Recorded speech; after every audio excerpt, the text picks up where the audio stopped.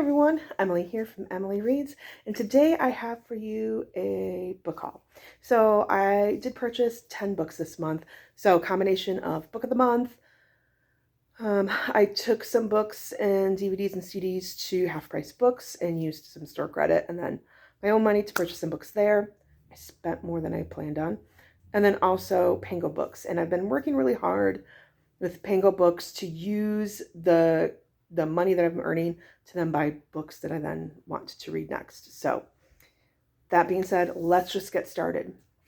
So first I have Vengeful by V.E. Schwab, which is book 2 and in the duology. The first book is Vicious, and that book, sorry, my neighbors are really loud.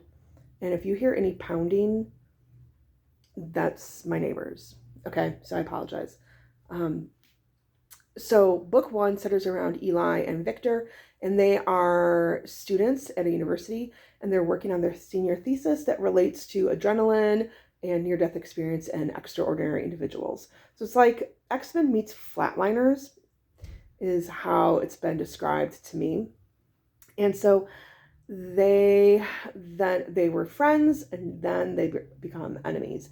And it's really kind of hard one to talk about Vicious without giving some things away. And also, I want to save some of it for my wrap up for this month. But I did enjoy it and wanted to see just how she's going to wrap things up. So we'll see how this book works for me.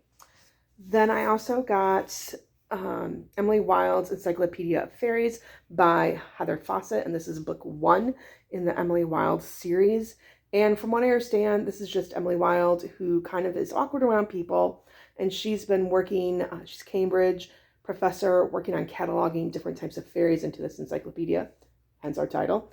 And I understand that it is also, there is a romance in here, and that's really all I know about this one. So I've heard mixed things about this, so hopefully I'll like it. And then I also bought Role Playing by Kathy Yardley. I paid 50 cents for this. Like, after using my store credit, I only paid 50 cents, and it's in perfect condition. But I love this book. I actually read it again this month. 3rd time since reading it for the first time over the summer. And this is about Maggie, who's 48. She's an empty nester, and she meets Aiden, who's 50. He is a retired hospice or nursing home nurse and administrator who has moved home to help take care of his aging mother. And they meet in an online gaming community. And I just love this fact that this book centers around older main characters, because older people deserve love too. And I love the fact that just reading about the things and the experiences that we older people have to face and deal with and contend with. So I really enjoyed that read. Then I also attended the Book 2 Besties virtual retreat, or reading retreat, this February.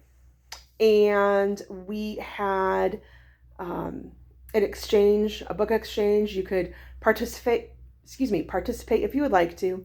So we shared our Amazon wish list, and we gifted people.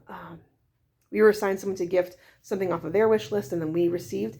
And so Melissa over at Libraries and Labradors, I believe it's her channel name, she gifted me with the 7-Year Slip by Ashley Poston. And I've heard really good things about this book and wanted to give it a shot, so I put it on my wish list. And this is about Clementine, who moves into her aunt's home, like she inherits it. And when she moves in, there's apparently a tenant still living there, but that tenant is from 7 years in the past. And then Melissa also gifted me a Bluetooth connected speaker, so I can listen to audiobooks as I'm getting ready in the morning. And then I went to Half Price Books, and I got Everyone in My Family Has Killed Someone by Benjamin Stevenson, and this was based off on a recommendation. So during the Book 2 Besties virtual reading retreat, we have a time to we each can share a book that we recommend. And this was on there. There were other books that also intrigued me, and I was like, oh, I want to get all of them. But I still have a couple of books from last year's retreat that I still need to read. So I refrained, but they did make it on my wish list. But this one just intrigued me. And as I was waiting for my books to like be checked in that I was selling, I was looking at this and started reading it, and it was just very cute in that like everyone in his family's killed someone. It's a murder mystery, and it has like, here are the rules that if you need to follow, and it kind of is a nod to like Raymond Chandler and Agatha Christie and all our like the classic mystery authors, and like here are the rules that you have to follow. So I'm curious to see if he's going to follow those rules. It looks cute.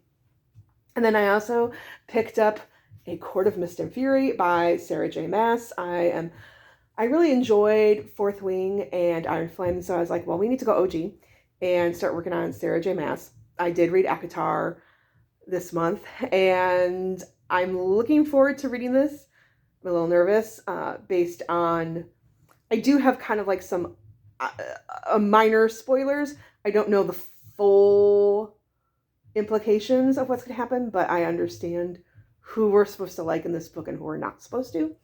So yeah, we shall see what comes of this. I don't know when I'm going to read this, but it needs to be soon.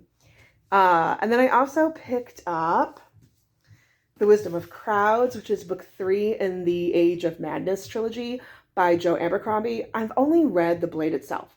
I really enjoyed it. I do need to read Before They Are Hanged and I need to finish the First Law trilogy and then the standalones before I can hit the Age of Madness trilogy. But the reason why I picked this up is because it's like, ooh, it's hardback, it's in good condition, and I already have the first 2 in hardback that I got for $6 each at my library perpetual book sales. So I wanted to get this and snag this in hardback so it can match my other books. And then for book of the month, excuse me, I picked up A Fate Inked in Blood by Danielle L. Jensen, which is book 1 in the saga of the Unfated. And I know it does not have the beautiful blue metallic sprayed edges. I had my hand on it at Barnes & Noble the other day and toyed with picking that up and then selling this on Pango. But I was like, well, if I did that, I'd still I would lose money off of that transaction because this would sell for less than I'd be paying for the beautiful sprayed edges. And I'm working really hard on being mindful of what I'm spending on books. And 2, I'm nervous that I might not like this. I'm worried that there might be a cheating aspect in this book and that I don't like that. So we shall see how the romance plays out. But this is bound in an unwanted marriage. Freya spends her days gunning fish but dreams of becoming a warrior and putting an axe in her boorish husband's back. Freya dreams abruptly become reality when her husband betrays her to the region's Jarl, landing her in a fight to death against his son, Bjorn. To survive, Freya is forced to reveal her deepest secrets. She possesses a drop of a goddess's blood, which makes her a shield maiden with magic capable of repelling any attack. So you can kind of see why I'm afraid of the cheating trope. But we shall see.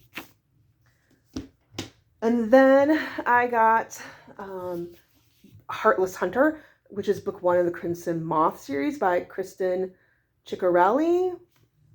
So I'm thoroughly embracing the fantasy romance vibes with this book haul. From what I understand, this is about a witch and then who kind of leads a double life. In the during the day, Rune is this like vapid young social life, and then at night she's the Crimson Moth who rescues witches from being purged and killed, and she ends up courting Gideon Sharp, who is a witch hunter. So again, I decided let's embrace the fantasy romance vibes. And then lastly, from book of the month, I picked up The Frozen River by Ariel Lawhon. And this is a historical fiction novel. I heard an interview with her on, uh, gosh, I just dropped the name, podcast. What Should I Read Next by Anne Bogle. And so she was talking about this book and the research for this book. So this is based on a true story. It's set in 1789 Maine, and it's based on a real life midwife named Martha Ballard. And she's called in to examine a body that's found frozen in a river. And she is aware that months earlier, there was an alleged SA committed by two men in town, and one of them is found frozen in the river.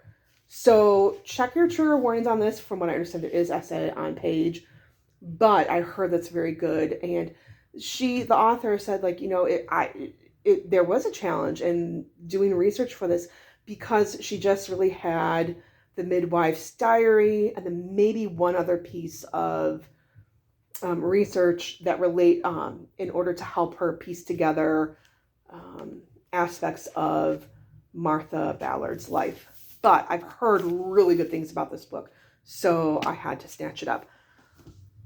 That is all. I do know that I want to get to A Court of Mist and Fury really quickly because I just am living my best fantasy romance life right now. And if outside of that, what do you think I should prioritize? As always, have a wonderful day, and bye.